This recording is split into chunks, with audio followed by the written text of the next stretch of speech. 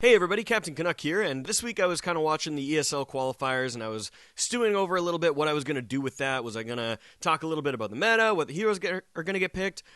But then we get this banger series from Nouns TSM that I couldn't not talk about. Now, ESL has decided that for these open qualifiers, in regions where only one team qualifies, that they're going to do a best of 5 at the end to determine who that is. So we get a best of 5 between Nouns and TSM. Now, in every other region, the winner of the first 3 games, the winner of the first best of 3, goes on to win the entire series. But in North America, Chaos Incarnate, we get a full reverse sweep by TSM. Super cool here. This series was just so awesome and absolutely insane. So I'll give you a bit of a rundown on the series here and my thoughts on it. Let's get into it. So, Game 1 is a fairly standard game. Both teams kind of just have a draft that feels pretty normal. Nouns goes for this really cool wombo combo draft, basically. They got the Faceless Void, they've got the Invoker, they've got AA and Nature's Prophet that are all dumping damage into the Chronosphere. And the Magnus to provide the Empower for the Faceless Void. He is just shredding heroes in this Chronosphere. And Gunnar actually played an amazing Magnus. He was skewering people back left and right. They were finding all sorts of abduction plays, kind of like we talked about in that abduction game a couple videos ago. But super cool game there. Nouns absolutely destroyed it. And even though the game went to about 50 minutes, it looked like they were in control most of the way. Game 2. This was the game. We got a 106-minute game. Now, when I first read that, I thought, hour and 6 minutes. No, 106 minutes. So an hour and 46 minutes they were in this game, and it was just crazy. We got to the point where there was tier 5 items in play. There were 6 rapiers in play by the end of that game, and of course, there was a meepo on the field. So we had a meepo versus a Sven, where Sven's trying to get those big crits to bring down the cloud of meepos. We had the mega meepo running around with 7k HP with the retaliate aura on him. It was just bonkers. You gotta go watch this game. It was so good.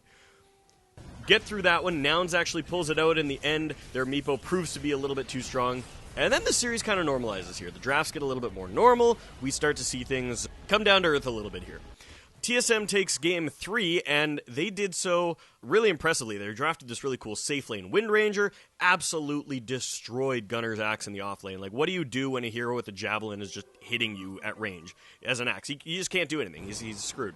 So safe lane goes really well for TSM. Their mid goes really well. Bryle was really great on the Lina, got off to a great start, and Immersion is just running around with his Willow setting up kills with the Nature's Prophet. Easy game there for TSM. They take that in 40 minutes. Game 4 goes even easier.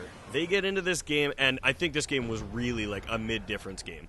Bryle absolutely wrecked Stormstormer on the mid lane. His Earthshaker was doing so good, and just a couple little engagements that caused Stormstormer to just be out of the game. And we had a really quick Blink Dagger on this Earthshaker. He starts moving around the map and just owning absolutely everything. He was just making plays before anybody on Nouns could just do anything about it. So, super strong performance there. They closed that game out in 25 minutes. They had a 30k net worth lead at 23 minutes and finished that game off with a scoreline of 40-8. So, TSM coming back with a vengeance, punching their way into it, saying, we're going to make this a best of 1. And now we go on to game 5. Honestly, this game was kind of boring overall. I watched through it. I was like looking for some big moments. There wasn't really any. You know, the draft played out as it should. I think this was really indicative of Nouns' inflexibility. I think it was really kind of an indicator of, you know, they're a new stack, they're in new positions, they're all playing something a little funky. They didn't really know what to do to innovate or to find their own style. TSM really figured them out this game. They pulled out this cool Pugna mid to deal with the Necrophos. They had a Monkey King against the Primal Beast. Super easy matchup there. And then they have the Wraith King in the safe lane just racing it up against the Naga Siren. And boom, the game just kind of slowly snowballs their way. And after 45 minutes, TSM locked themselves up with a trip to ESL Kuala Lumpur. Now, overall, I think the main points of the series, Immersion played really solid on his Willow in games 3, 4, and 5. He got it every single game, went 2-4-29 in the first game, 9-1-20 in the second, and 3-2-22 in the third game. Those are awesome scorelines for your support to be having. He was setting up a ton of kills.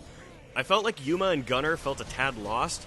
Yuma was okay, but like he wasn't playing any of his best heroes. I was looking at his profile. He tends to play a lot more heroes like kind of Yatoro type heroes, Morphling, Terrorblade, Monkey King, Faceless Void, these kind of like high skill Twitch carries. But instead he kind of ended up playing, Naga Siren and Luna and Spectre, which really just didn't feel like it fit him. Gunnar, on the other hand, as well, he was playing off lane when he's been a mid player for the majority of his career, and it just felt like he was a little lost. His axe got absolutely rocked in Game 3. Game 4, his Centaur looked okay. It looked really good in Game 2, but he just kind of wasn't in touch with the pace of the game. He wasn't pushing the pace of the game. He wasn't driving it.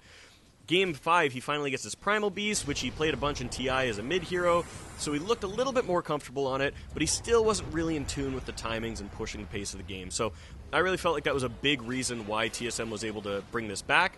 They identified those weaknesses, and they hit them hard.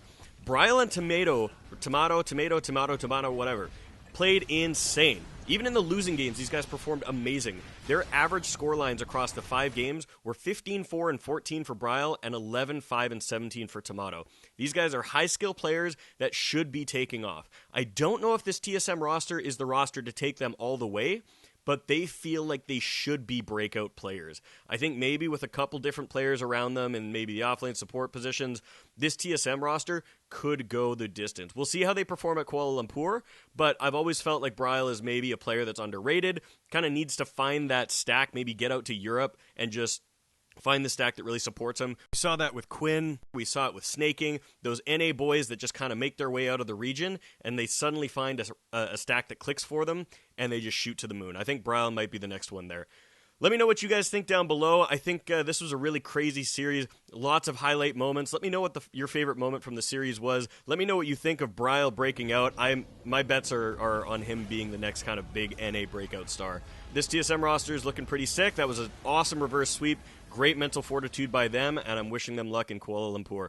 Thanks for watching, everybody. You're beautiful, and I will see you again next time.